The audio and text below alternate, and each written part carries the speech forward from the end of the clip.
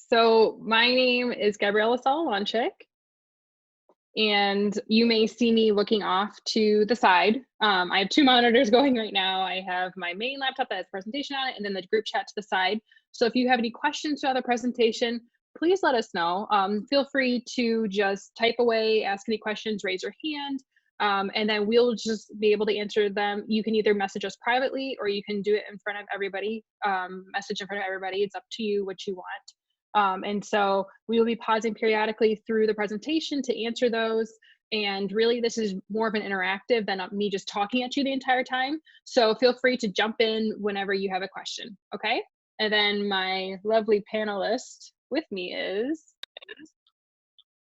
Hi, my name is Brooke, and I work for the College of Arts and Sciences at Western Michigan University. I am the intern for recruitment and outreach, and I'm a recent graduate of Western. I graduated in June 2019 with my degree in biomedical sciences. All right. So, oh, and I forgot to introduce myself. I apologize about that. My other presentations, I usually have a slide on that, so I was leaning into that. But like I said, my name is Gabriella Solowanchik. I'm actually the manager for recruitment and outreach, as you can see from the slide, of College of Arts and Sciences specifically.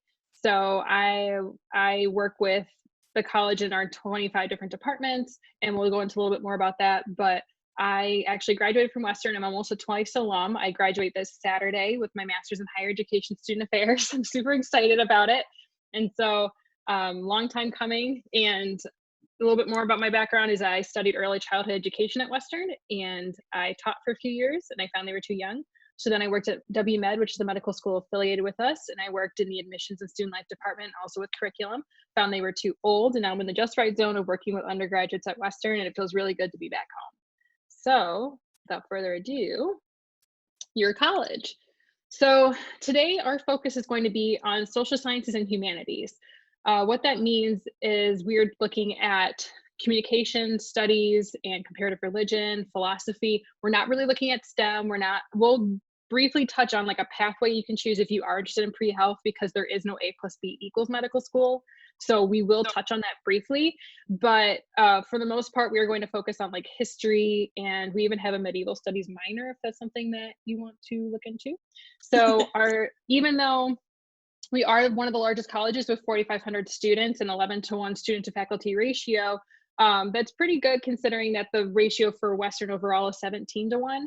And so even though we do have a lot of students, we really try to make sure our faculty and our teaching assistants and our graduate assistants are there for our students. And I know Brooke said she was a student within our college. So Brooke, do you want to touch on that a little bit? Yeah, just the college in general. The college is the largest college on campus. So we have a student faculty ratio in our college of 11-to-1, which is great. It actually beats the university faculty ratio, which is 18-to-1. I know that we're all in this together, but sometimes it feels a little good to have that little one up. But we have that 11-to-1 student faculty ratio.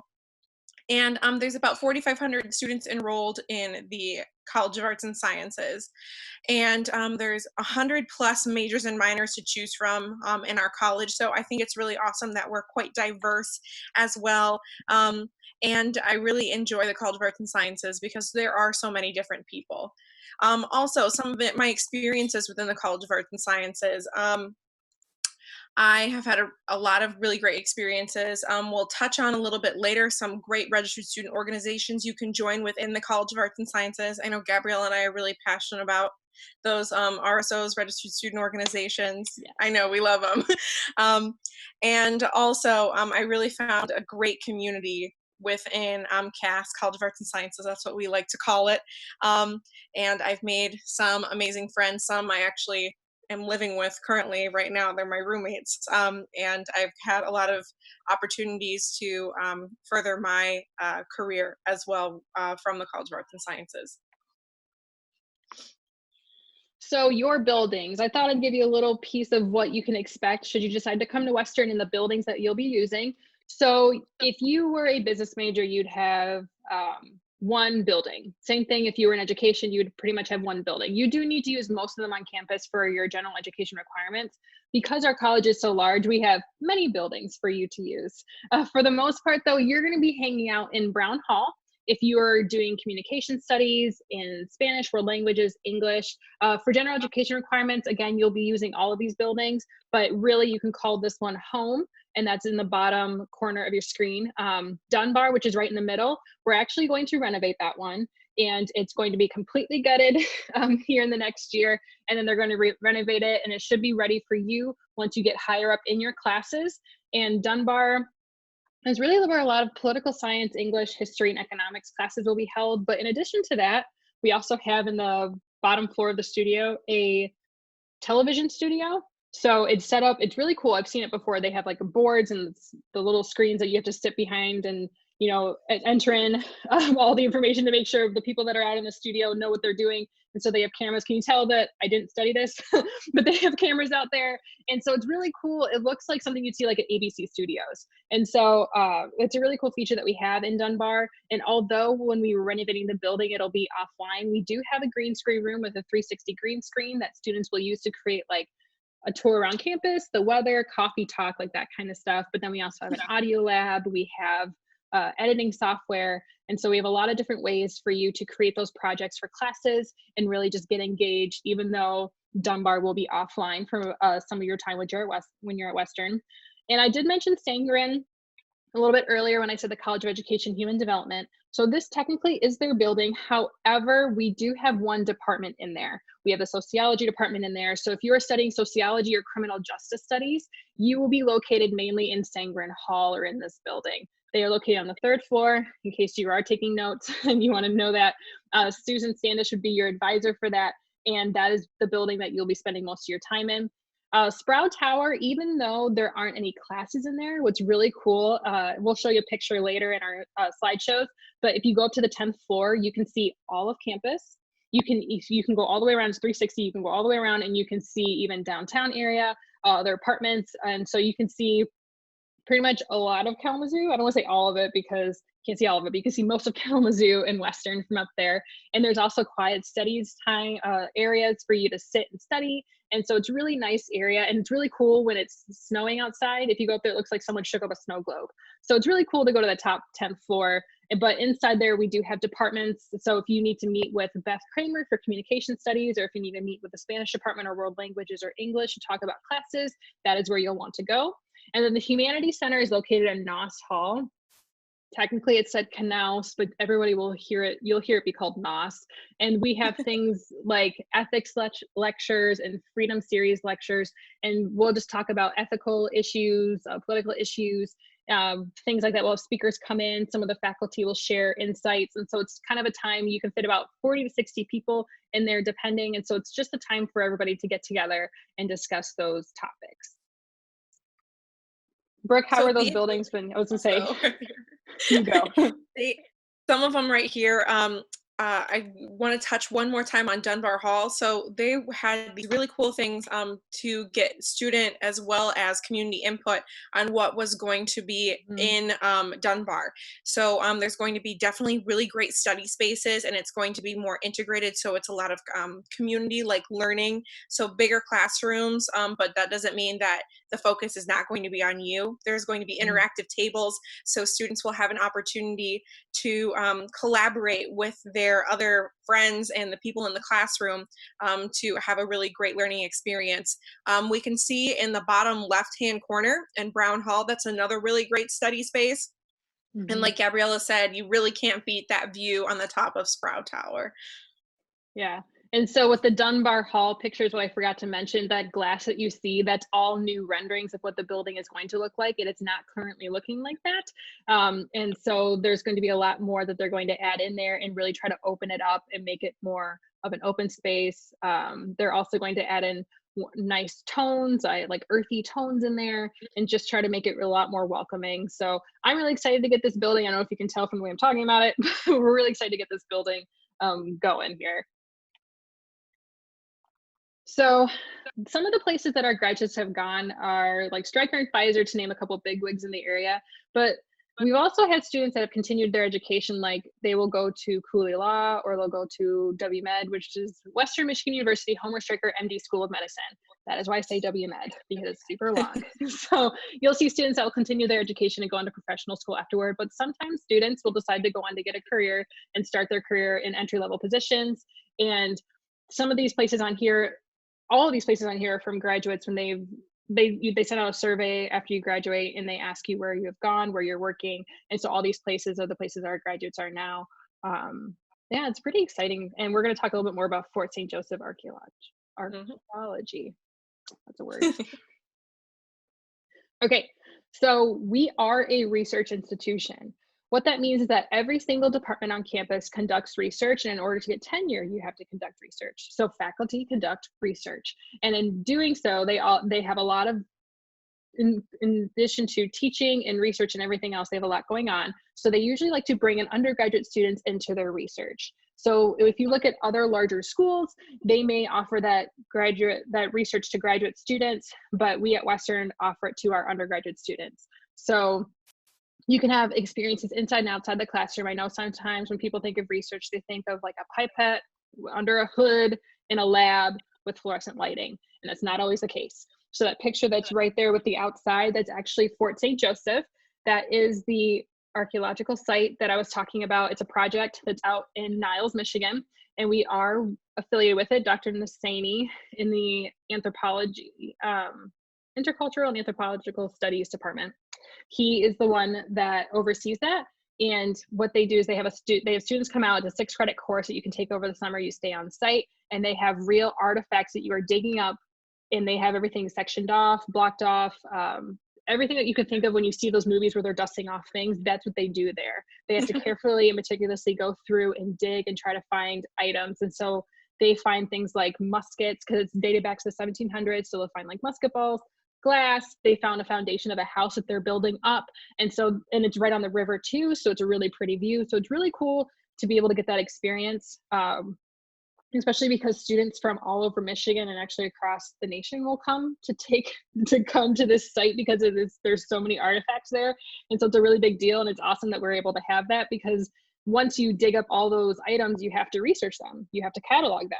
And so it's really nice to be able to have that opportunity to get in there and see what it's like to really be an archaeologist. I don't know why I'm having such trouble with that word today. I apologize.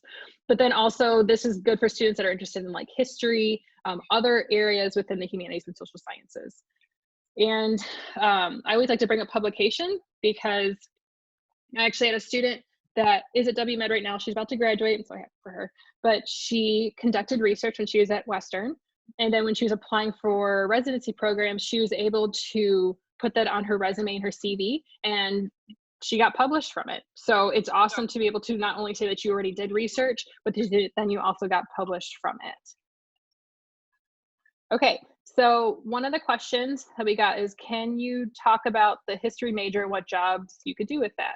Okay, so the history major that we have, well, we have 2, 3 different options. So you can either go into history major, that's just the history major. We have a public history major, then we also have a secondary education. So you'd study history, then you'd have a pre-secondary education pathway focus. And so I'm not getting the questions. Sorry, I was reading it. So what you can do with a history degree is you can pretty much do everything with one. So you can go to Fort St. Joseph and you can do an internship there, and you can work there if you want to. You can also be a historian for a business, for a museum, because they need their files stored. They need to know about their history. So they need historians to be able to help with that kind of stuff. Historians or history majors actually can go into a lot of different areas and fields. I'm sorry I'm not more specific about that, because it depends on, your experiences while you're at Western. It depends on what your minor is in. It depends on the classes that you decide to take. And so really, I would recommend that you talk with your advisor, your general advisor first, about your general education requirements, and then Josh Koenig, who is the advisor for history, and he would be able to give you a more direct path, or help you focus your area of interest and turning that into a career. What were the areas I could do you just mentioned? So be a historian. So you could be a historian with, the three different majors. So there's history, public history, and then you can choose to study history and have a pre-secondary education focus. Awesome. So a couple other things I want to talk about in addition to undergraduate research, we also have experiences that you can be a part of when you're at Western. And so one of the experiences is the Alaska Tax Program that actually is put on through the philosophy department, and you can travel out to Alaska into rural areas, and they are able to help people out there that are not able to get to the resources needed to file their taxes. That's actually quite a big deal. And so there's actually only 10 colleges across the nation that are a part of it, and we are one of them. So it's really cool that we're able to have that option to not only get an experience, but be able to travel and for that experience, which leads me into study abroad. So study abroad, 1 in 10 of our students will study abroad in our college. And it's a big deal for us because we want to be globally engaged, and we want to make sure that our students are able to experience other cultures and languages. And so we have 20 different programs. There's 20 different faculty-led programs, but that's the only option that we have. If you also want to if you want to go study abroad with another student, there are student-led projects. It could be 2 weeks, it could be a month, it could be a whole summer, it could be a semester. It all depends on what you want your experience to be and where you want to go. Sometimes people use a third party. And also, I know that right now we're not really traveling all that much, but we will have scholarships available for you when you do decide to study abroad and when it's available. So we have study abroad scholarships through the study abroad office, through Hennica, and through our college. And what's really cool is that you can drive down the cost with those scholarships to equate either staying at Michigan for another cold winter, or you can decide to maybe go to Costa Rica or the Dominican Republic. We also have a lot of other places students go, like Ireland, Germany, Quebec, up in Canada. If you don't want to go too far away, but you still want to get that experience, those are those options as well. And what's kind of cool also is those pictures that you see on the page. Those were all submitted by students this past year that have studied abroad. We have a photo contest. And so just keep that in the back of your mind. If you decide to study abroad, send us those photos, because then you get a small prize should we choose your photos. So Brooke, did you want to add anything with that one? Yeah, I've had a couple of friends study abroad, and they've had an amazing time. They've learned more about the culture that they were a part of. In the College of Arts and Sciences and Social Sciences and Humanities, we do have a lot of languages, and that language, depending on the language, there may be a requirement to study abroad. But like Gabriella said, we have so many different scholarships that are available to either have the cost be the same or sometimes even less than what it is to study here in Michigan. You can go to the Dominican Republic if you'd like to speak Spanish, and maybe spend winter down there. We also sometimes have different pre-freshman opportunities as well, and they can change from year to year. So those pre-freshman study abroad opportunities are so you can get credit before you even step foot on campus. So before you start in the fall, you can be earning credits through a faculty-led program. So I think that's a really amazing opportunity that Western offers to get you globally engaged before you're even here in Kalamazoo. And something I forgot to mention is that when you do study abroad, those credits can count toward graduation, and they can count toward, you are required to have 2 semesters of a language while in our college. And so studying abroad, those can count toward that language requirement as well. So these are the 3 different pathways that I was alluding to earlier. We have a pre-health pathway, a pre-law pathway, and a pre-secondary education pathway. And so the reason why we call them pathways is because we don't have like a pre-med major or a pre-law major.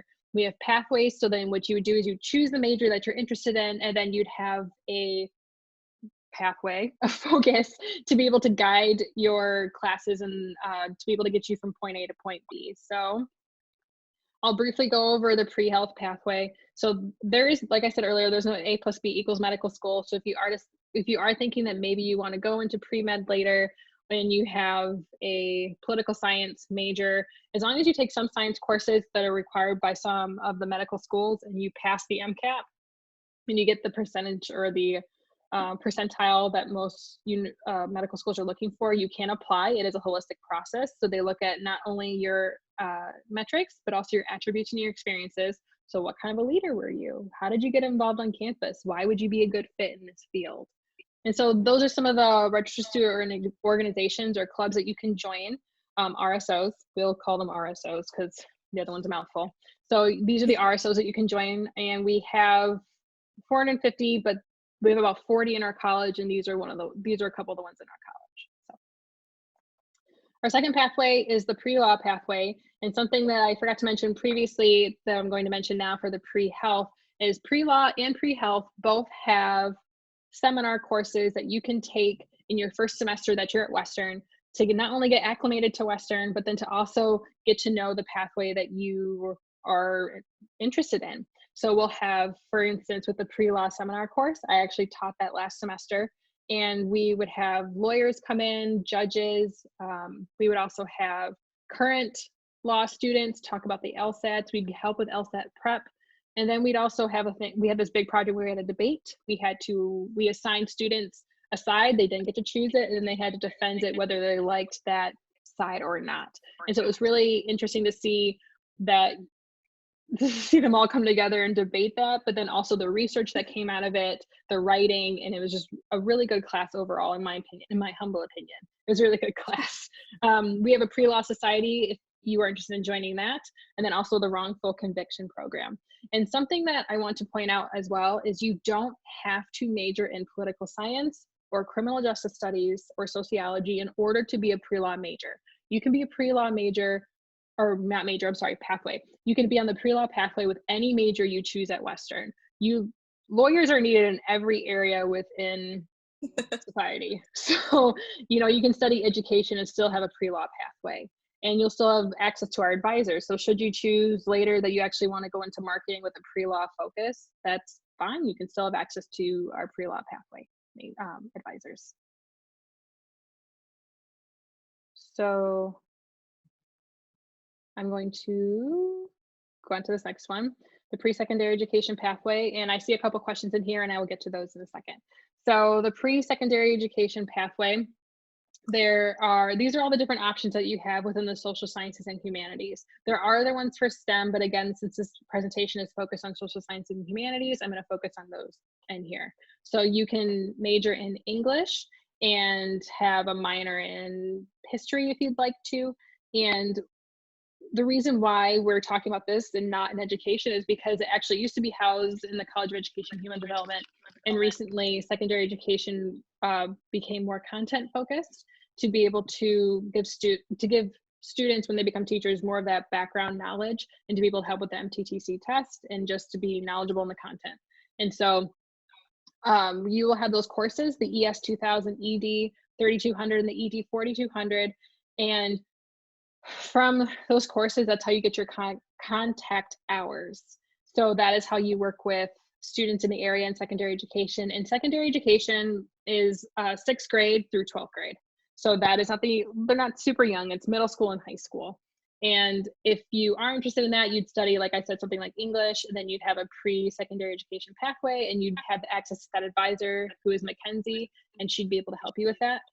Western Student Education Association is a association you can join, and we mention all these because it's also a really good resume builder, and it's a good networking tool, so you can meet people that are in the current profession. You can talk about MTTC testing, which is the test you have to take in order to be able to get certification.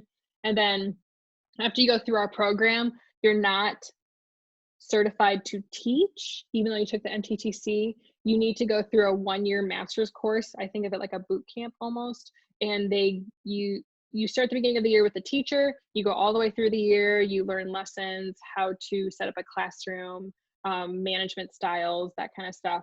And then you also take classes alongside. And so once you finish that master's program, which is going to be offered through the College of Education and Human Development, once you graduate from that, then you're able to go on and teach. Accelerated graduate degree programs. This is the picture that I was talking about earlier. that is from the top of Sprout Tower. So just so you can get an idea of what you can see, and it's taken by Brooke, but just so you can see this is what you can expect if you go to the top of Sprout Tower. So again, these accelerated graduate degree programs are humanities and social sciences. We have more for other areas, but these are the ones that are for social science and humanities. And the asterisks are the ones that we've recently added just this past fall, which is awesome. We're continually updating, adding more options. And what's nice about an accelerated graduate degree program is that you can say that you are a diehard English major. Like you're like, I want to get a master's in English. I love it so much. This is what I want to do. And so you go to your advisor your junior year and you'd say, hey, advisor, I want to go into English. I want to get this accelerated graduate degree program. What do I do? And so they can walk you through the steps. And I'll even walk through on a website to show you how to get to that. But then you walk through all the steps, apply for it. If you get into it, then you can take 12 credits, up to 12 credits your senior year that count toward your master's, but you pay undergraduate tuition. And then you have 1 year after that to complete.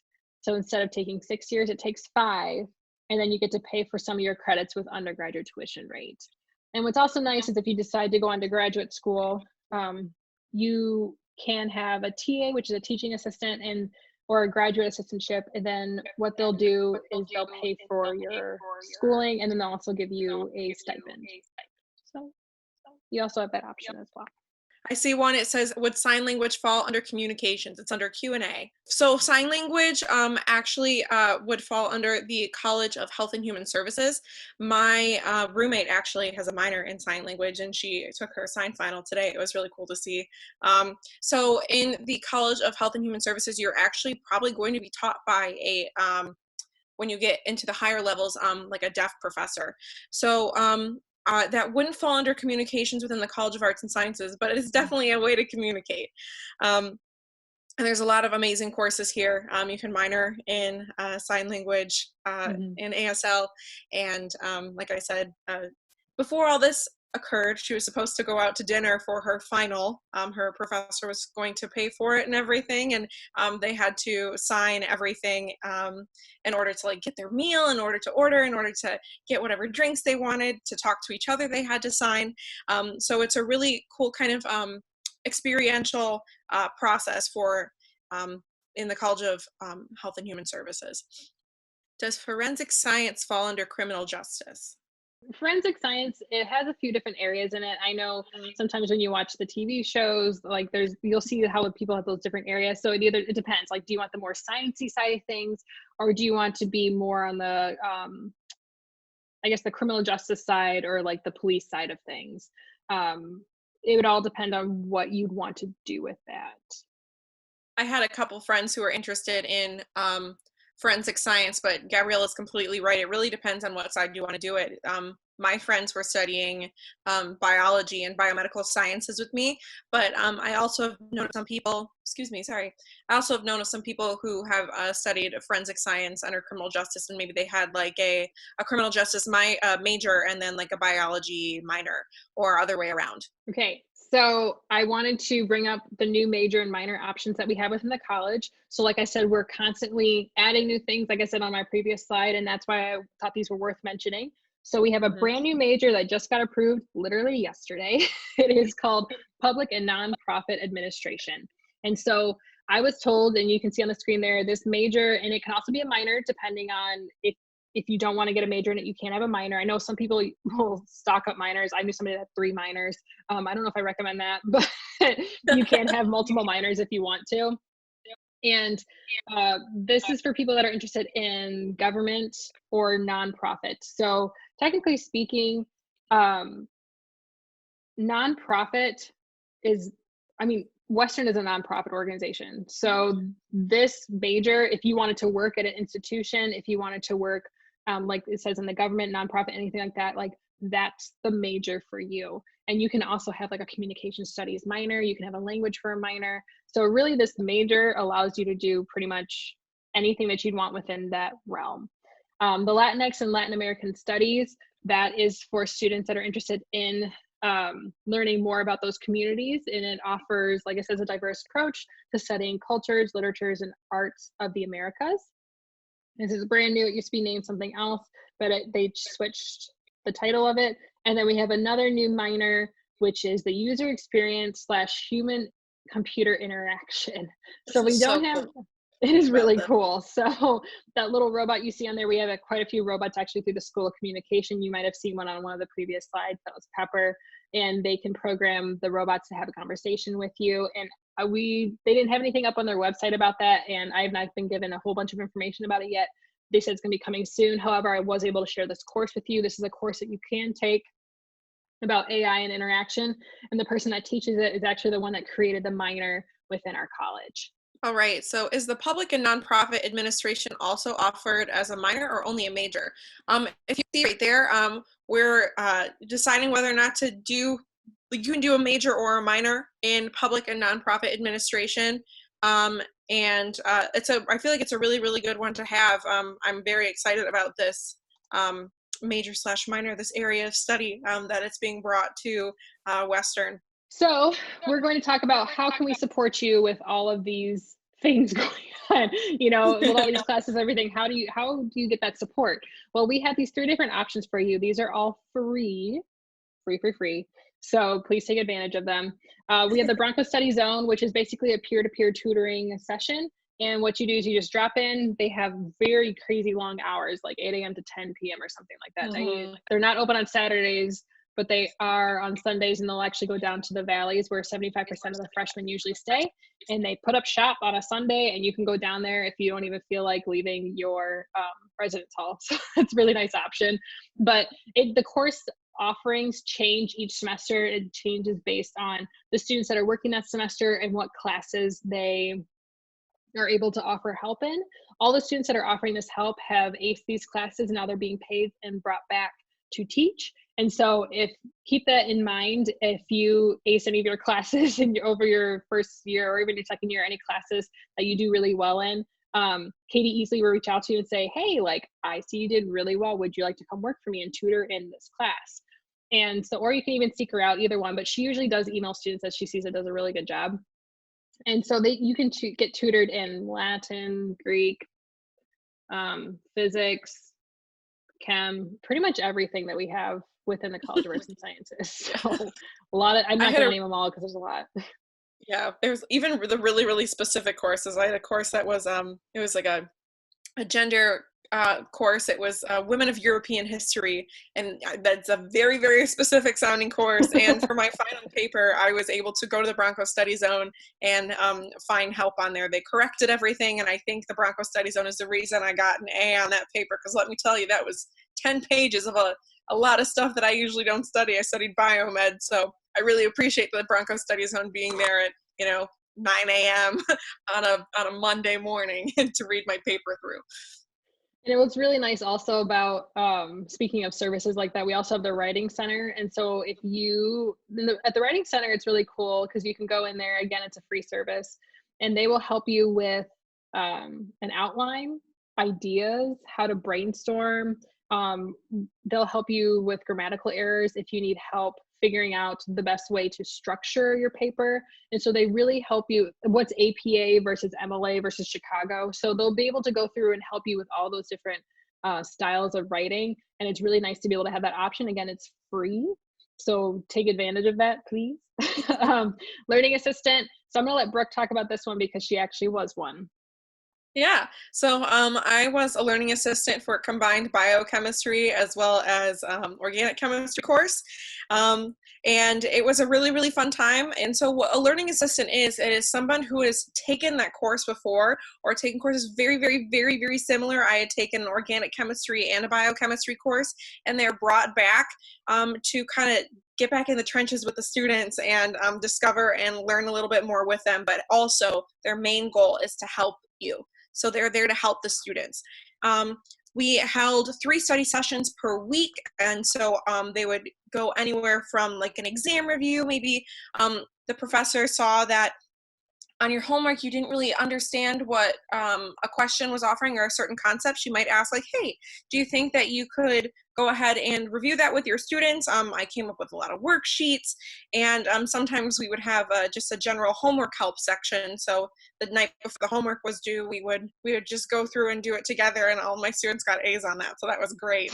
And these are learning assistants are available for like biology, chemistry, physics, physiology, but they're actually more widely available than you think. And if you want to get involved, you get a certain grade in that class, kind of just similar like the Bronco Study Zone. And that professor can reach out for you. You can apply via handshake, and you can be a learning assistant and help students out. It was a really rewarding thing, and all of my students I saw did really well that came and did these sessions with me as a learning assistant. And then our last session, peer academic success I coach. always have a problem saying it too. Yes, there we go. So what you do is you meet twice a week with this person, and you have to sign up for it. So there's a limited amount or finite amount of seats, and they can take about 60 a semester from what I understand. And they'll reach out to you during orientation time. So look for that email. And what you do is you just sign up, and then you meet with that person twice a week, and they can set up study materials for you, help you with any tests that are coming up. They can help you with a paper that maybe that you need help with, or just understanding content. And then it's customized for you because it is one-on-one, which is really nice, because in those other settings that we were mentioning, there are going to be other students. There is going to be like a cohort with you. But with this option, you're able to do one-on-one. And what's nice also is that if you're in our college, you get preference. So if there is a waiting list, you would be given preference over somebody that's in maybe like health and human services or the fine arts. So it's really nice to have that option. We do have a couple questions on my end. Okay, then we'll take a pause and we'll answer some of those. Yeah, awesome. All right, so with the Lee Honors College, are the classes accelerated or more difficult? So yes, here at Western, we do have an honors college called Lee Honors College. The classes, I would say, are more in depth rather than more accelerated and more difficult. So the class size is going to be smaller because it is within Lee Honors College, but there's a certain requirement that you have to take certain classes, like to take a certain number of credit hour classes within the Honors College. And like I said, I just think that they're a little bit more in depth. I wouldn't say that they're more difficult. You might have like some work that you might not have, within regular, Western classes, but that's just to make sure that you understand the material a little bit more in depth. So there's that one. And they also have smaller class sizes, and so you really can't avoid it your first couple of years. You're going to take a lecture hall. There's going to be about 200 people in there. You're going to have a couple classes like that because you have to meet those general education requirements. Some other larger universities might have 500 or 600 people in a lecture hall, so 200 in comparison is not that bad. But as you get higher up in your program, the class sizes do get smaller. And so some classes that I was in actually had like 45 people, maybe 60. But then once I started really getting into my program, I had a cap of maybe 25. So like a normal classroom that you'd be in now, and well, not right now, but you just like you normally have in high school. And so what's also nice is that you have to take some honors courses. And so you can do some cross curricular. So you can take like a history in rock and roll, and it's offered by an honor. So it's an honors history rock and roll. It could meet a general education requirement and your honors requirement that you have. So you can double dip. All right. And then where do we find the course requirements for each specific major? Okay, that's a very good question. I will show you that. I will show you a couple of different things in a little bit of how to get there. So I'll be able to help answer that. And also during orientation, your advisors will be able to walk you through that, because during orientation, what they do, you'll have one-on-one session. And what they do is they sign you up for half of your classes. So like ones that they know you need to get into, like English 1050. It's a college writing course, you got to take it. Or there's like this BIOS 1120, like you got to take that class to be able to move on to this next one in your sequencing. And so they'll be able to walk you through that, but then you get to pick the other half of your courses. So I'm going to show you where you can look those up. And then once you are able to see all those, you can kind of get an idea. Then maybe when you go into your sessions, you'll be able to say, hey, actually, I saw that this direct encounter of the arts class was an option. Like I would love to take that. So Brooke and I favor that class. For those of you interested in living on campus, we have what are called living learning communities. So you will live in a residence hall. and you will have these different communities that you can live in. So one of them is the education community. Now, because we have the pre-secondary education pathway, I do mention this one. And even though when you go onto the housing website, you'll see like the science scholars is the only one that's a part of, arts and sciences. That's not the case because we are so large. Our students go into all these different areas. And so I do want to make it very clear that you do not have to live on campus your freshman year, even though I do highly encourage you to do so because that's where you get to meet everybody. You can meet people off campus, but it's just a little trickier. So living on campus and having, you can walk to studying. You don't have to have a car if you don't want to. And you can have a car if you do want to, and you can get a parking pass for $300 for the year. And so you are able to have those options while you're living on campus. But then you get to meet people that have the same interests as you. So like in the education community, you could have somebody that's also studying to be a pre-secondary education English major, and you are studying history. Your classes you may cross in some of your classes. Global and languages community, that's for students that want to live with domestic and international students. So they have like talking circles and you can learn about different cultures.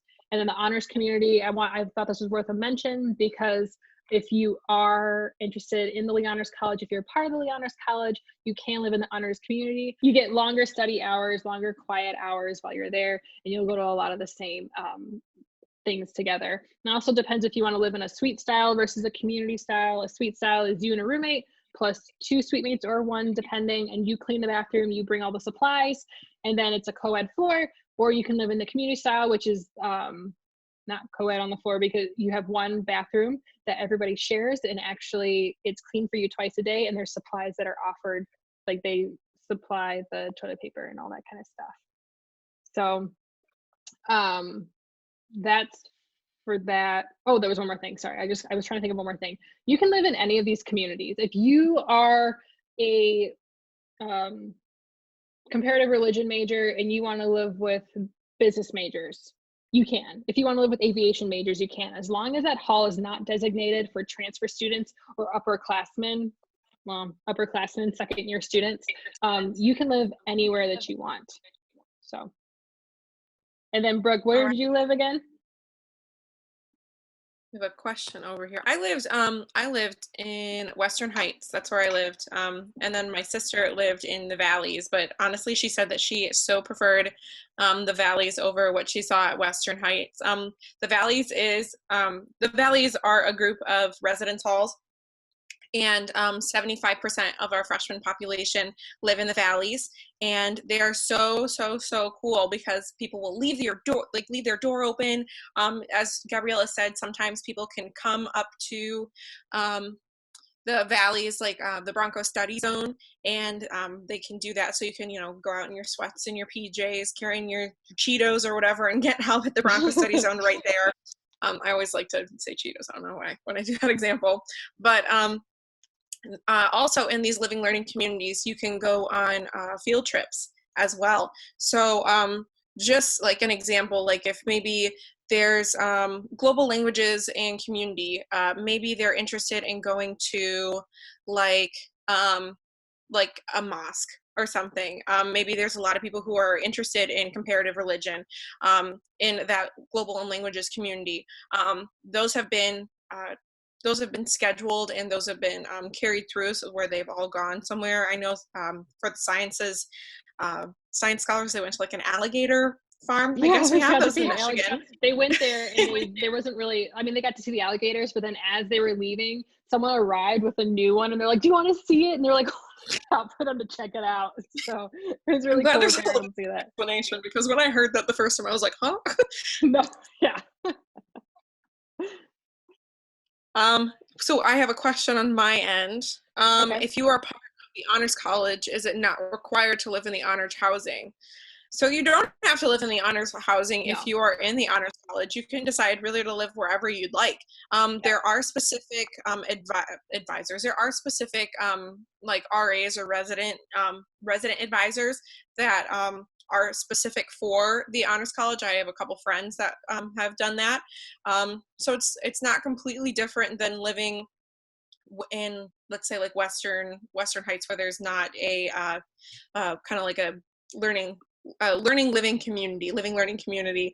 But like I like to say, it's living with like-minded and like-majored people is what a living, learning community really is. So we All have a right. question. Mm-hmm. Can you explain more about how the honors college classes will be harder content or just volume of work is more? So it's both. So it will be, I mean, you're in the honors college for a reason, right? Mm-hmm. Like you want the challenge, you want just a little bit more in your classes. And so I'm not saying college isn't hard in general, like it does challenge you, that's the point, right? But the honors college goes a little bit more in depth. They'll have a little bit more into that conversation, or they'll do a little bit more and go past it just a little bit more than you might do if you're not, you just go a little bit more past it as opposed to being in the general classroom. Okay. And the volume of work, so I know for sure you do have to do an honors thesis. And for this Mm-hmm. honors thesis, you have to have a faculty member that helps guide you. It's kind of like if you were to have a thesis getting your master's, or if you have your capstone, you have to have a faculty member there to advise you. And then there's going to be a board and you have to present your work. And so there's going to be more work in that regard because you have to pick a topic, you have to research it. But Anthony Helms and his team, they do a really good job of walking you through everything and making sure you completely understand everything. So after talking to a few students in the honors college, they talked about their projects and they were really excited about them. And they said, yeah, it's a little bit more extra work, but it's really rewarding to be able to go and look at their focus. So we do have a Western Wednesday on the Honors College. The video will be going up shortly. It was actually like a session that we had earlier in the month. And they're going to have another session on May 6th. So on May 6th, we will have an honors session, and Anthony Helms he knows it inside and out. That is his jam. Like that's what he knows. And so yes, May 6th, mark your calendars for the Honors College. If you don't want to sit in the session, we all will have a recording. Also, we have admitted student events. And at the admitted student events, you can learn more about housing, orientation. I will be there again, talking more about this. And then you can also learn about Honors College as well from there. And so you will be able to get, if you do have more questions, they will be able to answer those a lot more in depth than I would be able to. So we've actually reached the end. So what I'm going to do, I'm going to walk you through our website and kind of show you around so you can get acclimated with it and talk about and show you some of those things I was talking about. But take a screenshot really quick of this information. Our recruiting email is on there. So Brooke and I both see that. If you have any questions, go ahead and send that over. Also, that is my work number. So even though I am working remotely, it is connected and patched through to my cell phone. So if you call it, I will get a call on my cell phone and I'll make sure to answer it. Also, follow us, Facebook, Twitter, Instagram. We're starting to add more to our YouTube. We also have LinkedIn. So basically, we're all over social. We're everywhere. So make sure to follow us with more. We have more stories. We oversee the Instagram with student ambassadors, and we put out content about we have Feature Fridays. So alumni that have graduated and what they're doing now. We're going to have faculty coming up. We have a faculty member that has a therapy dog named Sunny that we're doing a video with. And so you'll be able to get to know some of your faculty members, but then also other students in your college and just see what Western and Arts and Sciences is all about. So I'm going to stop sharing that really quick so I can pull up my other screen. So thank you for bearing with me as I get through this. Okay, so this is our Arts and Sciences page. When you go to if you want to look us up, it's WMICH. Anytime you hear somebody say WMICH, it's WMICH. So wmich.edu/arts-sciences. So this is your college's homepage. And when you come down here, we have quite a few different areas for you to be able to see. So if you want to visit us virtually, we do have a virtual tour. It's offered through the admissions office. So if you've seen it already through the admissions office, it's the same one. But you'll be able to walk through. There's a voiceover guiding you through the tour. It's really nice to be able to see that. And it's a nice day that they took the video. So it's really pretty on campus. We have down here, we have all the different departments and everything that you'd be interested in for like a master's. But what I want to bring you to is find a major. So if you click on that, it takes you to our academics page. And this is our newest view book right here. So if we were to meet in person, this is actually the view book that I would show you, that I would give you a physical copy. So if you do end up wanting one later when you're on campus for whatever reason, stop by the advising office and we can get you one. So it just walks you through some of the facts that we were talking about, but then also some of the experiential learning and research. And then these are all the areas of study that we were talking about. We actually need to update it again because of those new majors that were just added. So we're constantly updating it. So we're constantly adding more things onto it. Study abroad information. Here's some more pictures from that students submitted. Career outcomes, a nice quote from someone that has done research on campus, some more information from a survey that we had from our graduates. And then, you know, my contact information is on the back here. So if you did not take a screenshot before, this is just more information about us. And then also, if you want more information, you can email or call me here.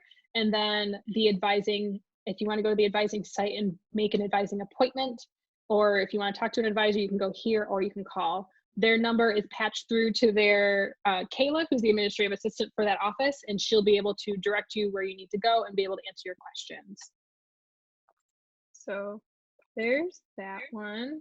And then I also wanted to show you WMU course offerings. So this is how you can look up courses. So if you, because our college is so large, you do have to look for your specific major. So back to where I said the finding the major thing. Oh, now the Q&A popped up for me. So when you go back to, when you go back and you look for your major, typically on the majors, you can, when you look it up, it'll tell you, click here for your more information. And then you can see like course catalog, you can see all the different classes. And then once you find that, you can go in here. And if you want to look up classes like for fall 2020, you can select that. And you can also, once spring will become available halfway through fall, so you can look up classes then, but then you can go in here, and if you're interested in, say we were talking about American Sign Language earlier, you'll show you all the classes that are offered for American Sign Language. It tells you what days of the week, it tells you the times, it also tells you the capacity. So it looks like these are all full because American Sign Language is very popular, but and also it's later. I mean, you sign up for fall classes typically beginning of March. So you can go through here and look at different classes. So I recommend that you make sure that you copy down this website. Well, it's wmich.edu/class lookup is what you want to look for. And so you can go through and look through different classes. So for instance, there's a history, I think it's 3020, and that's before 1877. And then there's a history 3030 after 1877. So being able to know the difference between the two of them would be really nice. But you can click on here to be able to know what those differences are. So it gives you a brief description of what you can expect from the class, where it's going to be located, if it's on main campus or if it's online, or if it's up on East Campus or engineering. Your classes are not going to be at the engineering campus, so don't worry about that. They're also probably not going to be up on East Campus either, so don't worry about that either.